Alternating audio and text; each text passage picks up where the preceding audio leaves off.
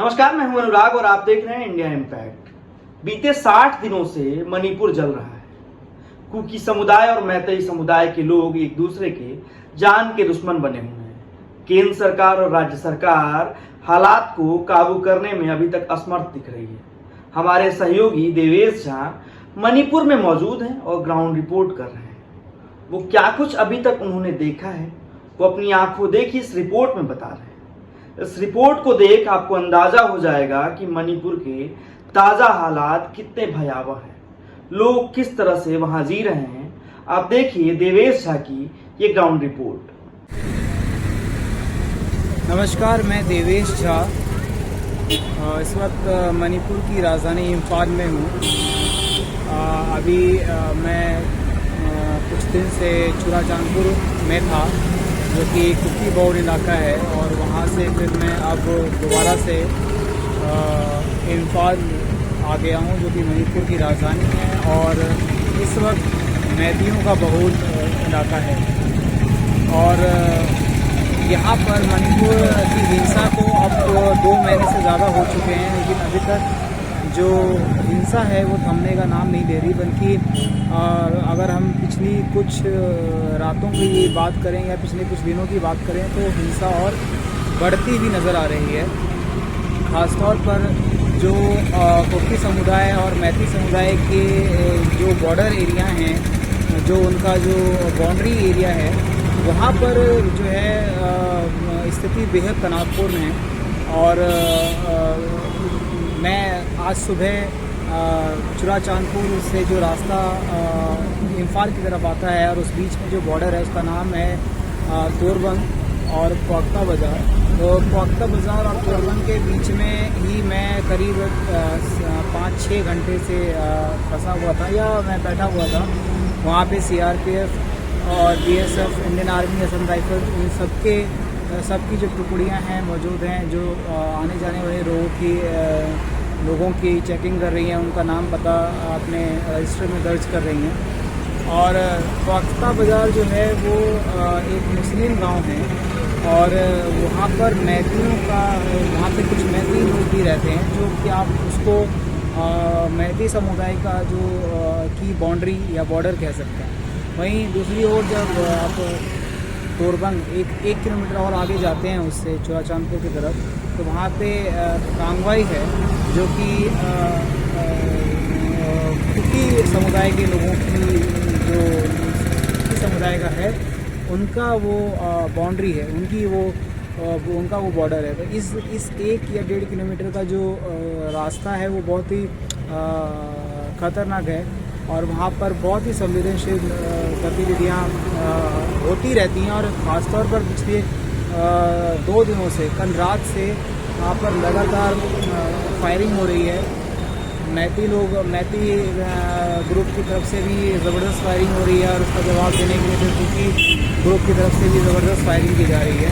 और उन दोनों के बीच में जो सीआरपीएफ, सेंट्रल फोर्सेस के जो जवान हैं, जिसमें सीआरपीएफ, बीएसएफ, असम राइफल और इंडियन आर्मी, ये सारे लोग, जो इनकी जो टुकड़ियां हैं वो इन दोनों के बीच में हैं, जो एक तरह से फंसी हुई नज़र आ रही है। उदाहरण के तौर पर मैं आज सुबह सीआरपीएफ के एक कैंप में बैठा हुआ था, जो उसी रोड पर है, और उसमें सीआरपीएफ के जवानों ने मुझे बताया कि उनके 24 जवान हैं, जो कि इन दोनों ग्रुप के बीच, इन दोनों ग्रुप की फायरिंग के बीच में कल सुबह से फंसे हुए हैं। उनके पास ना खाना है, उनके पास ना पीने के लिए कुछ पानी है, ना ही वो कल सुबह से सोए हैं। और इन सब के बावजूद उन्हें जब बदलने के लिए कोई कंपनी जा रही है तो वो उनके पास तक पहुंच नहीं पा रही, क्योंकि फायरिंग इतनी ज़बरदस्त हो रही है। इस वजह से जो दूसरी पार्टी चेंज करने के लिए, उन 24 जवानों की जगह जाने के लिए उनको वहाँ से निकालने की कोशिश कर रहे, लेकिन कर नहीं पा रहे। ये आज सुबह यानी कि 7 जुलाई के सुबह 10-11 बजे तक की बात है कि मेरे सामने वो 2 बार सीआरपीएफ के जवान उनको छुड़ाने के लिए गए, जो उनके जवान पिछले 24 घंटे से वहाँ पे हैं, लेकिन वो उनको नहीं छुड़ा पाए क्योंकि फायरिंग बहुत ज़बरदस्त हो रही थी। और उनका ये कहना था सीआरपीएफ के जवानों का कि अगर शाम तक अंधेरा होने तक उनको वहाँ से नहीं निकाला तो शायद आज रात में कुछ दुर्घटना भी घट सकती है। ऐसा इसलिए कहा जा रहा है क्योंकि पिछले 4-5 दिनों में जो मणिपुर हिंसा में का जो घटनाक्रम है वो थोड़ा सा और पेचीदा हो गया है, या यूँ कहें कि थोड़ा सा ज़्यादा खतरनाक हो गया है, क्योंकि हिंसा 2 महीनों से चल रही थी, लेकिन जो पिछला 1 महीना बीता था उसमें कुछ हद तक आप कह सकते हैं कि धीरे धीरे सुधार हो रहा था। लेकिन जो पिछले 5 दिन गए हैं वो कुछ खास नहीं रहे। ख़ास तौर पर 1 तारीख, 2 तारीख, 1 जुलाई को भी कुछ लोगों की हत्याएं हुई थी, ऐसा दावा था मैतेई लोगों का कि उनके कुछ लोगों की हत्याएं हुई थी। उसके बाद 2 जुलाई, ख़ास तौर पर 2 जुलाई को एक वीडियो और एक फ़ोटो भी वायरल हुआ जिसमें दिखाया जा रहा था कि एक किसी इंसान का जो है गला, कटा हुआ गला लेकर के हाथ में कोई एक इंसान चल रहा है और उसके और वो मतलब उसका मर्डर करके और वो खुलेआम घूम रहा है। तो ये फ़ोटो जब वायरल हुआ तो इसको लेकर के काफ़ी आक्रोश दोनों ही समुदाय के लोगों में आया। शुरुआत में एक ट्विटर पर किसी ने ट्वीट किया था कि ये मैतेई इंसान है जिसका गला कटा है और जो लेके जा रहा है वो कुकी है, लेकिन बाद में शायद ये क्लियर हो पाया और कुकी समुदाय के लोगों ने भी मुझे ये कंफर्म किया। उनके अलावा जो बख्ता बाज़ार के मुस्लिम लोग हैं उन्होंने भी इस बात को कंफर्म किया कि वो जो कटा हुआ गला था वो मैतेई समुदाय के लोग नहीं बल्कि कुकी समुदाय का कोई व्यक्ति था और जिसका गला काट के उसको मार दिया गया था, जो बहुत ही बेरहमी से हत्या की गई थी जिसने भी की।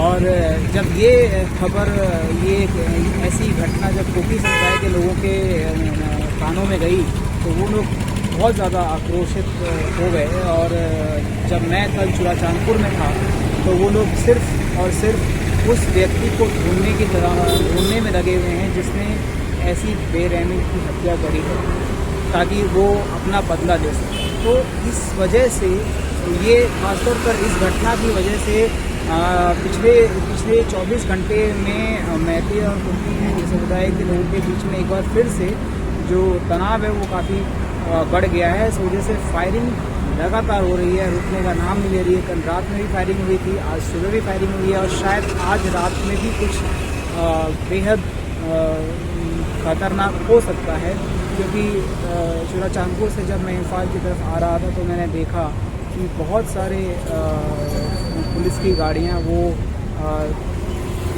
चुराचांदपुर की तरफ जा रही थी। तो ऐसे में हो सकता है कि वहाँ पे कुछ तनावपूर्ण स्थिति पैदा हो जाए और कुछ अनहोनी घटना भी घट सकती है।